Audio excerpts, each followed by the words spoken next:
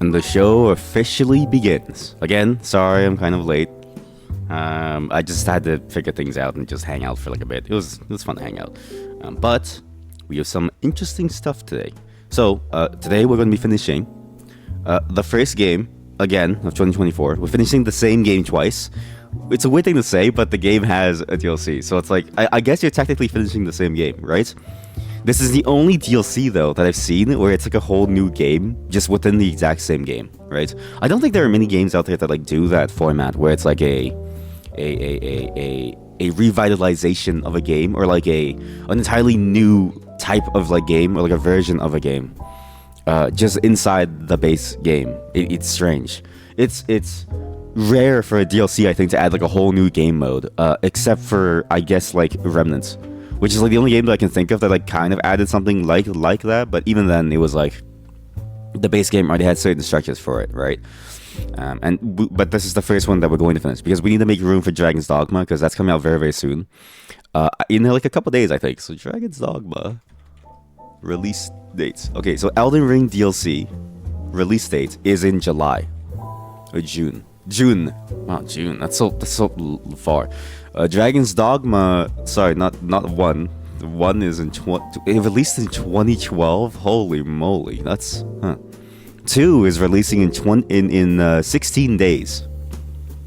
I think we can beat the entire game 100% in like 16 days, and I think it's good too because again, everything I've heard about the game seems like it's going to be my type of game. It's extremely interesting the way that they're taking the game's design notes, and they seem to be inspired by a lot of adventure style games where you're supposed to go in, find your own path, and just figure out which way to like go. And I think that's a very interesting way to take it, even if I think it's going to be hard for them to like pull off. In other news, though, there's some very interesting news. I have notes actually. I have notes for this. Wait. Let me pull up my like notes. I had notes for this. Oh shoot! I think I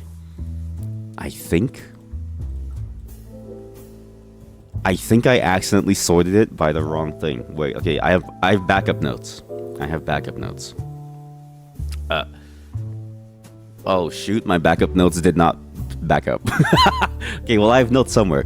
But okay, I basically remember what it is. So, there's been some interesting news in the emulation space. And again, I need to mention this. Emulation so far, as it's been tested, has been very legal, as far as I can tell. Hello. I don't understand what that is, but hey, welcome. I hope you're doing well. Emulation in general is legal as long as it's done very, very well. A major developer of an emulator for the Switch as well as the 3DS has just been hit by giant Nintendo DMCA. So Yuzu, I think was the name. Was it Yuzu? Better just let's do a little fact check. Yuzu. Yeah, the Yuzu Switch emulator is now gone. The Citra, I think, Switch emulator is also gone as part of that as well, because I think one was based off of the other, or maybe Citra was the 3DS one. I'm not really sure, but basically Nintendo hit them with a giant DMCA cease and desist thing, and then they like settled out of court for $2.5 million. So basically, they have to shut down everything and then hand it all over. It's because people theorize, at least, that there's two angles that they're taking, right? Because in general, emulation is legal, but decryption of encrypted like stuff, aka breaking through encryption in order to like take something to make it work, is not legal. It's actually what Dolphin was hit with a while back as well, because Dolphin a while back, for a long time actually, included a decryption key inside of it to decrypt and like break through, I think, Wii games, specifically Wii games.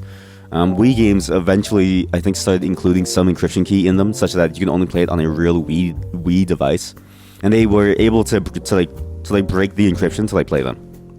Now that's bad, right? You're not technically allowed to like do that. They could have done everything but up to that point, as long as they never distributed the encryption key and they asked users to figure it out themselves. It would have been fine, right? But they took it a bit too far. It seems like the Yuzu emulator has basically been hit with the exact same thing, but also with some allegations that they, false pirating and like stuff. But that's mostly allegations. It seems like for the most part, they were absolutely clear about no pirating. And again, I need to make it clear, emulation is not pirating. It just happens to have a very clear sort of like use case along with pirating. But most of the time, in fact, all the time, it's people who just want to like play their games, but like just have them just like away from the console in case it ever dies or it disappears, right? It's less of a problem with the Switch because it's still like a current generation console. But when you go further back and back and back, like there's no way to actually play Game Boy games very easily anymore. Most Game Boys that I've seen on the market are dead, or just recreations of a Game Boy. So Nintendo doesn't make any money from it anyways. Most really old consoles like a PS1 and like stuff, most people's PS1s are like dying. Ours is like dead. We still have a PS2 Slim, which still works, right? And my like fat PS2 is like gone. You know what I mean? But in general, people back these things up and resort to emulation as a way of like archiving their own stuff. In general, right? However, the pirating angle is kind of large, so there is that sort of angle to like take care of. I've never pirated a single game that we play on stream. I actually, for every single one that we have played, even the older ones, I try my best to find a copy or find somebody who has a copy and then source it from like them. So that egg game, like as crazy as it is, as well as the LSD game, I actually have a buddy who like has those. Again, they specialize in like really old games, which is actually fascinating to me. I don't know why they had it in particular, but they have a bunch of games that have only been released in Japan for various consoles. So we'll be diving through a bit more of them once we figure out some like pricing scheme. Because again, the egg game on eBay I think is like 1,000 buckaroos. So it's like, you know, you have to like I have to strike a deal with them. And I was only able to like rent it for like a very small period of like time. And even the idea of like streaming or renting a game is like fascinating to me. It's like ownership temporarily passes through, but is it mine or is it theirs? I'm not really sure. But yeah, there's going to be a lot of interesting things that are going on in the space, and it's going to be interesting to see how they handle this emulator now disappearing. Obviously, it's not going to disappear, right? When something is online, it's going to be online forever, and people will always work on it forever. You will never be able to stop the distribution of something once it's touched the internet, at least once. It's very, very hard to. The only time that you ever get to that point is when it absolutely... is when it leaves the zeitgeist, right? It's when it like disappears from people's minds. That's the only time when it really disappears from the internet, is when nobody cares about it anymore. But some people only do it just to keep it there forever. Congrats on my new job. Thank you. This is my last stream. I'll be going to I'll be on the front lines of some... I don't even know what the game is about. Sniper Ghost Warrior. I have no clue. I just find it funny that of all the things to say, they said GOG sent me an email that was thumbs up, your new job, Sniper Ghost Warrior. I have no clue what this game is. I've never even heard of it. So I was like, what is this game? So yeah, just a funny little email that I got. What a funny little email. Haha. Being shipped off to be a sniper, a ghost sniper warrior, Sniper Ghost Warrior. I don't know. It's also funny because the name is super generic. Like really generic. It honestly doesn't really mean anything. But yeah, this is a kind of a landmark case in emulation, and the thread that it was on has apparently had a lot of interesting insights. So on Hacker News, again, it's like a site about, you know, technology in general, or like just advancements in like anything, technology or science. People have been chiming in. A lot of interesting people have been chiming in, and I know there's this whole meme about like nothing ever happens and like no way people are like that like cool, but like on that one site you can get like CEOs or like CTOs of like major things, like say the Figma art tool, art design tool. He'll just hop in and he'll just say, hey, I've got a new compiler. And it's like, okay, like, and then he's just commenting on like random posts about like, I mean, yeah, like this is good, but like in JavaScript you should do this and that because in the V8 engine, and it's like, oh wait, that actually sounds really cool. So during the thread of the whole Yuzu emulator thing, because people were wondering, how does a small emulation team that's getting maybe 30,000 a month or a year for, you know, from like Patreon to develop an emulator, how do they pay off $2.5 million as an LLC, right? Presumably the owners of the company don't have to pay anything. And a lot of people chimed in, because apparently a lot of people have gone through that. And it makes sense when you think about what the demographic of that site is, okay? The demographic of that site, and of many people who get into technology in its nascent days, Usually, we've all gotten in through very illegal things. Not we, as in like me. I've never done that. At least as far as I can tell, the statute of limitations is long over. But all of us have some inkling of like, hey, maybe it'd be fun to learn how to hack into things, right? Like you watch The Matrix and stuff. Of course, yeah, of course. But most of us also get into it from like modding. So there's a huge overlap in the gaming scene as well as the illegal like crime scene. And it usually comes in the form of like game cheats and like hacks. There were quite a few people who mentioned that they made a bunch of cheats for like games. And back then, now it's not as common, but back then it was very common to go after them with like lawsuits and like try to like shut them down. And a bunch of them have like mentioned that the settlement stuff is actually very interesting. Basically, the 2.5 million is just a poster value, right? It's chump change to a company like Nintendo that has enough cash to survive for 50 years worth of like just runtime, right? They can survive for 50 years with not a single dollar of like profit, and they'll still be able to like pay everyone out. That's how cash rich they are. They're surprisingly stable. Instead, what that value is more of a way of scaring people off. And so as part of the settlement, it's like some people revealed that as part of their settlements for making cheats and building up cheat sites, they were like, okay, well, my settlement, and because they didn't sign it, it was legal for them to like talk about. They were like, okay, so what we had to do was you have to try to shut down the site for like 3 years, and you have to show earnest effort. And if you don't do these like laundry list of the things, then you have to pay the 2.5 million. But otherwise, at the end of it, they say that you paid it so your credit score doesn't take a hit, and then they just leave you alone after. They only do the money value to scare other people off, to prevent them from doing the exact same thing. So it's gonna be interesting because it might actually work. The emulation space might actually die off because of this.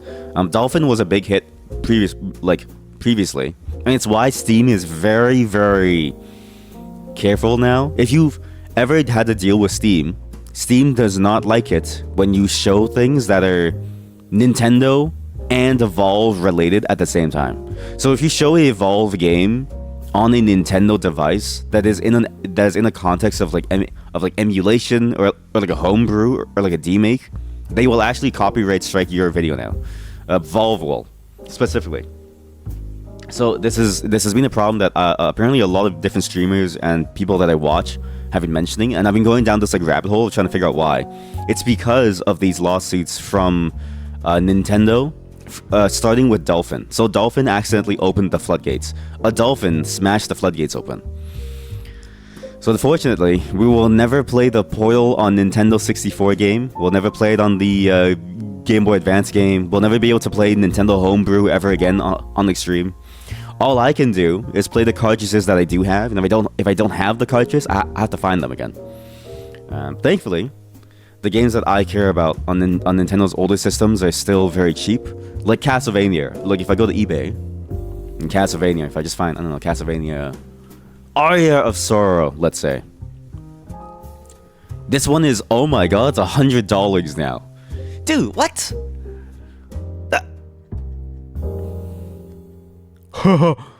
Okay, well, last time I checked this, like maybe like a year or two ago, it was maybe $30. It's gone up triple the price. Maybe I should buy my copy now. So basically the flow for these older games that I eventually want to go back and play and show you all. Wait. Oh, it's on the Switch. Oh, I don't even have to then. Okay, perfect. Whatever. It's on the Switch. This is easy. I'll just buy it in the eShop and just like play it. Now, it's sad if emulation does take a hit, because I find it very funny, because in general, these companies, the way that they do things, I wonder why they don't just allow you to buy the games on the current system, right? Because we know Nintendo has a way of emulating these old games as is on your current system. We know that they actually use these tools sometimes. In fact, Sony has used it quite often. Sony, and both Nintendo and Sony, I think, were found to have pulled ROMs that were like floating around on the internet that apparently had the same like signature in them that was only found within the actual like ROM that was floating around online, because somebody injected it into the ROM. Whereas if you dumped your own cartridge or your own disc, it wouldn't have that. So we know that they have the means to like do it, and we know that they're thinking of like doing it. I just don't know why they don't allows to buy the old games if they have the means. It's free money, IMO. I have a new job. I do. I'm a sniper ghost warrior now. Also, sorry, I didn't see the other message. Sorry. The color scheming of the message highlighting is like strange. Yeah, you were about to say the name sounds familiar, but it might just be because it's so generic. It is a very generic name. Sniper Ghost Warrior, right? If you think of Ghost, I think Ghost Recon. If you think Sniper, I think Sniper Elite. If you think Warrior, games with the word warrior. I don't know, what's like a Golden State Warriors? Okay, maybe that's not a game. That's not a game. They play a game, but that's not a game. But they play a game. So yeah, emulation has made everything a lot harder. Thankfully, some avenues still exist for being able to play them, but you have to be very careful. Again, strict emulation is very legal. In fact, reverse engineering, I just found out, is apparently extremely legal, except when it comes to encryption, which is the catch-22. So if you can actually figure out how to do like reverse engineering without ever dealing with decryption of encryption, then you're basically fine. But that's usually impossible, so we'll have to see how this goes. Sniper Ghost Warrior sounds like 3 jobs TBH. It really does. But the game also kind of looks like it's like 3 different games in like one. So if you ever look at like a gameplay footage of like Sniper Ghost Warrior, because as soon as I saw this, right, I was like, what is this exactly? It is an open world military FPS sniper shooter where you're sniping people and you also go on the ground to like assassinate people and like find things and like basically stealth around as if it's Ghost Recon Wildlands, but also it has like Splinter Cell elements. It's basically Sniper Elite on like crack. It's like if the Sniper Elite sniper took crack before going out to do his job. It's driving too. Sniper Ghost Warrior stream when? Honestly, I don't know if we can add that many open world games. But also, guys, I think my job has an NDA. I don't think I can legally show you what it's like on the job, alright? I'm pretty sure that's against TOS too. But yeah, we'll figure out some new games. But there's too many games as is, right? Way too many games as is. Like even just like talking about things. It's like doing this like chatting time is like fun because we all get to interact and stuff, and we can say hi to new like chatters too. Although I never really understand. Again, sorry, it is English only because as much as I would like to understand more languages, if it's not in English, I won't be able to like figure out what you're saying. So it's just the unfortunate like side effect, right? As much as I would like to play all these really interesting games that we find, we don't have enough time, right? However, I do have a good update. So we have a much more consistent schedule, somewhat, kind of, maybe, not really. It really depends. Basically, every week, some section of the week will be dedicated to my wife because I enjoy spending time with her, okay? These last few weeks have not been possible because we've been sick and very busy. Next week, Tuesday, Wednesday, Thursday, I'm gone. I actually have the schedule here, actually. Let me pull it up. Let me put on my glasses like that one meme about the guy, about one of the Migos, when they put on their like glasses. Why did I sort by, oh god, sort by date modified. Perfect. Next week, Tuesday, Wednesday, Thursday, I'll be busy. And then the week afterwards, at some point, March 14th, I think I'll be busy as well. Wait, is that next week? Yeah, that's next week. Sorry, that's a part of the Tuesday, Wednesday, Thursday. And then the week afterwards, I think it's going to be the same thing, but we'll figure out by next week what the week after will be like. But yeah, we have a lot of games, and I don't really have much time. I actually only play games while on stream, except for Balatro. I have now hit 4 million points score on Balatro. I did not get past Ante 11 or Ante 12 on Endless, but I've beaten the game on at least once on every single deck. And we're going to play a session of it at the end of today because I need to show you all what I've learned, okay? Because reading does wonders. Volunteer to teach a school class that is having a class trip to uni tomorrow. You volunteered to teach a school class. Wait, is it like a is it like a non-post-secondary class going to have a class trip to post-secondary? So like is it like high school or like younger going to university, or is it some university infiltrating another university, right? That would actually be kind of cool. How come schools don't do that more? How come there's not much more like subterfuge, right? Is there like no corporate espionage between schools in like anywhere? You know what's funny is that there's a lot of corporate espionage in general, right? There's a surprising amount of corporate espionage out there. There are a lot of corporate spies, especially between major companies of like different major nations, actually. But there's not that much between like, you know, different genres of like companies or even like places. And I always find that weird. Like, if I was a school, I think I would want to employ a spy somewhere just to see like what research that they're doing and try to get a leg up, because your research grant is dependent on how cool your idea was. That does also remind me though, I wanted to show you all something actually. I found this out last night. Let me see if I can find the link again. And also we have a music, because I do have the BRB pretty soon, just for like 2 minutes quick. Just need to grab some food. Because it's just here. Wait, it's a PDF? PDF? Science! Research. Gate. God damn it. Wait, sorry. Just give me 1 second. I'm trying to find this one exact link that this thing that I found.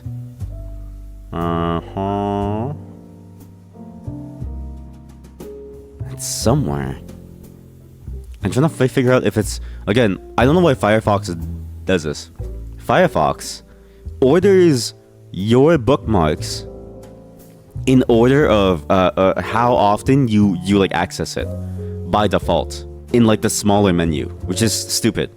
So to find the exact thing that you need to actually go through all of your bookmarks, which I have hundreds, and try to sort it correctly to find the thing that I want to show you all. It's very silly. You actually weren't told, but you assume it's a high school class. Imagine you go tomorrow and the room is just filled with a bunch of screaming 6th graders. Honestly, yeah, that's how I imagine that it would turn out. I mean, even high schoolers. I've heard high schoolers mentally now are the same as like 6th graders or below, because during COVID, like apparently like they missed out on so much that a lot of their like, you know, growth just like didn't happen like socially and like, you know, just like mentally and stuff. So apparently it's not too far off. Apparently. So I'm still trying to... Here we go. Let me show you all this. So this... Oh no, stop scaring me. Good luck. Okay, wait, sorry. I do have to be for a quick second. The food just arrived. Let me pick it up. In the meantime, I leave you with a classic song, okay? I really enjoyed this song, okay? I'll be back in just a moment. Again, sorry. BRB setting up enjoy music, haha. I'll be back in just a moment. BRB. Enjoy this not jazzy song. Enjoy some Daft Punk. I'll be right back in just a moment. Like their entire album, the entire Daft Punk album that the One More Time song on, surprisingly well crafted in terms of like the music videos, but also the storyline is really freaking weird. If you've ever seen it, right? And also be thankful that I use the word freaking. I'm trying to swear less for the sake of the YouTube algo. I'll get into that in just a moment. But what they do for the music video, it's like a story of like 4 different band members, and they get like they get de-alienized. I don't know how to explain it without sounding like weird, but they literally like their skin gets like changed color, and then they get sucked into these tubes that I press them with like clothing to turn them back into like humans. It's very weird. But the entire album has that. And the music videos, I actually found that the best way to like watch them for that entire album is in order. Because every single music video also, so if you heard those bell notes, right? It actually leads into the next song. And if every single one is exactly like that. And I find that so fascinating because it's like, it takes a lot of effort to set up something like that and to go through the effort of like making a cohesive story. It's especially for like that time, I think back then it just wasn't done as often because it's like, why would you bother, right? But then on top of that, the music videos are also fully animated, so it's a very like early anime style like set of music videos that like tells an entire story of this traveling band, and it's so cool to like see because it's like, why? Oh, sorry, that sounded weird. That was me saying wow, and so why at the exact same time. Yeah, no swearing. This is a child-friendly Christian stream, exactly. So for context, I've been getting hit a lot in terms of the algorithm because of my swearing, right? Sometimes it works, sometimes they're okay with it. And listen, Markiplier swears sometimes, right? So if Markiplier can swear, I can swear. But sometimes the algorithm doesn't like that, and so I've like noticed it in terms of like the videos that I do swear a lot on. YouTube delists them, and you can't actually like it doesn't recommend them. But the videos where I don't swear on, they like pop off, and I don't know why. It actually has been funny because going back in time through my many VODs on my VOD channel that I edit down and I make it sort of palatable, a lot of people have been finding the old videos again and like rewatching them. It's very strange. There's like a ton of you actually. Even my Twitch VODs, I actually noticed there's like 50 of you who like watch the like VODs at like any given moment. And like why? But yeah, if you're watching a VOD and you're not here for the live thing, hello, welcome from the past. We would love to have you here. I'm not saying that because it'd be great, but we would love to have you here. So yeah, we'll be swaying a lot less to try to build onto the we're swaying a lot less to try to like game the algorithm as much as we can. Obviously, it's not going to be entirely possible because the algorithm is also kind of like unknown. It's very hard to figure out. You dang VOD watchers, I have no respect for you. Sorry, that was a chatter who I said that. That wasn't me saying it. I shouldn't have said I should have said you. So it'd be like you know what I mean? But yeah, that's what's going to happen. There will be more interesting videos coming up soon. I have some ideas for shorts and stuff like that, but basically I'll be cutting it down. And again, I finally decided on the split of like channels. Second channel is only for like gaming. Third channel is for like the random stuff that I do, like all the pre-stream talks. The first channel, it'll be for some other stuff that I'm slowly working on, but it'll take some of that time. And also very soon, more audio effects will be coming into the stream because I didn't know this. My audio interface gives me a free license to like a million different audio things. So if you're a Scarlett owner, like a Scarlett Solo owner, or like anything by like Focusrite, if you register their product, you get free access to like a whole bunch of things, which is actually very fascinating. I didn't realize that it would give you like so many like free things. So I have an auto tuner. I have an emulation of a preamp. I have a bunch of visual effects. I have a really nice sounding grand piano, sort of like sound keys. I don't know how to. I don't know what the industry term is, but it's like the emulation of it. So you can connect it to your keyboard and like play it, or you can connect it to like any DAW and just play it on like a piano roll. It's a very nice grand piano Yamaha. And we're going to be seeing some more interesting fun effects as I go, because I found out while I was playing with it is that if I set up the auto tuner correctly, I can then play my voice into different tunes by just mashing on my keyboard. I haven't set up Foley, it's why I don't have it, and then, like I don't have like a piano keyboard, so I've just been doing it on my keyboard. But sometime next week, I'll be using my wife's old piano. And I'm gonna try to hook it up to my computer because my interface should support it. So it's gonna be very interesting to see and just play around with to see like what we can do. Because it'd be funny to pull a T-Pain live. I think it'd be really fun. #egg. I've never had that command ever. Now before we start, there's one thing that I do want to show you. AI has been very interesting. AI has been going through a lot of different things. And I actually just found this out recently. A research paper tried to use AI to show off and to like as actual scientific diagrams.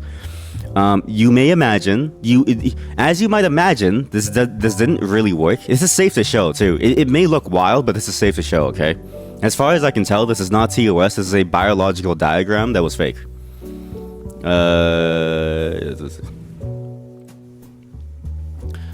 This is an AI-generated diagram of a rat's reproductive system. Now, you may notice that it's very false, because why is that thing so huge? What are these things inside the body? It says disulced syncytolic stem cells, disloctal stem cells, rat. It labels rat. It's just like the AI has no clue what the fuck is going on. So it labeled rat. Like, oh, look, human, this is a rat. Don't forget this. Testum cells. Spermatoceal cells. Okay, that's a fake petri dish, and that's also like a. This is a weird one. This is like an image of like a magnifying glass plus a petri dish. Iolate serotgomar cell. Sperm cells, retat, dick. Signal building the recitin. None of this is real, by the way. Not a single one of this is like real. Jack, this is not real. This is not Jack X like racing, okay? Stats publication. De memoriam ime. De memor translocation. This is a research paper. A real research paper that somebody submitted to a scientific journal that was actually getting reviewed, and then they had to reject it when they saw the AI image, okay? I don't know why. As a scientist, why the hell would you publish a paper with a fake set of images created by an AI, okay? AI is not suited for this type of task. In general, it's not at that level yet. And even then, it's like, why would you even trust it? So this was the actual paper. I don't know why it was done like this. I don't even know why they even bothered. They should have just pulled it out a long time ago. But look at when it was submitted. It was submitted in November. It was accepted into the journal for publication on December. It was then published, like actually published. Like they reviewed it. And they said, "Oh yes, totally real, totally works." And then they retracted it 3 days later because everyone was like, "This is not real. This is a fake paper." It is absolutely insane that this has ever got through at all. I feel like I'm living in like a crazy timeline where this like shouldn't even possibly happen. But it did. It's gonna be interesting to see this kind of stuff happen more and more and more because it's going to pop up more and more and more. These use cases of AI where people try to shoehorn it into anything and they make like really terrible like things with it, and then it's just like passed off as like fact. It's gonna be very interesting to see the downstream effects of this, especially when there's no system to prevent this stuff from being published, like actually being asserted as like, "Ah, yes, this is good science." Wait, they reviewed and published this? They actually did, yep. Fully published. And it only lasted 3 days before everyone realized, wait, this is just fake. Like literally, like most of the contents were just AI generated fakeness. So they pulled it. And I was like, and mind you, edited by a professor at a university. Reviewed by a professor at a university, okay? Edited and reviewed. Think about this. It takes a lot for somebody to miss something that egregious, alright? Even just looking at the images themselves, me looking at the images as a layperson, I just go like, that's not right. That's not a rat connected to some tube. That doesn't make any sense. You thought the case with the room temperature superconductor was ridiculous, but this is infinitely worse. What did you just say? What? Room temperature superconductor. Where is my mouse? I feel like an old person. Room temperature superconductor. Also, please let me know if you hear any like weird lip smacking sounds. I just took a bite of my food really quick during the music, and I've been tuning my mic to get rid of that. But just let me know. A room of that viral room temperature superconductivity claim. Huh? Oh, this one. Yeah, I remember seeing this one. Yeah, it was like the floating thing, and then people like, oh yeah, it's a superconductor, and then they realized it was something else. Yeah. I mean, yeah, a lot of science. There's a lot of like strangeness in like science at like times. I don't know if it's because of the way that science works as like a system, like how difficult it is to make it like, or to like get like honest reviews on it and like honest like work on it, or if it's because of like a lack of resources, or if it's just a lack of care, or if it's intentional to try to like slip things in for the sake of like stats, right? I don't really know. But it's been a tale as old as time, and it's always come down to like places and other researchers to like try their best to peer review it to make sure that it's actually correct. You probably imagine me looking up large penis rat in my free time and stumbling upon that research paper. Honestly, I didn't. That one came from Twitter. So it wasn't me that was searching up large penis rats. That was somebody on Twitter searching up for us. But it does remind me of some things. Okay, so as well as a schedule change, because I forgot to mention as well. Sorry, we're like all over the place right now. I'm just kind of like, the pre-streams never have any structure, right? Pre-streams never have any real like structure. Tomorrow we'll be trying to finish off Needy Streamer Overload. The day after, I don't know what we're doing. I'm still planning out some things, and it might just be it might just be us starting Dragon's Dogma, depending on progress today. I still don't really know.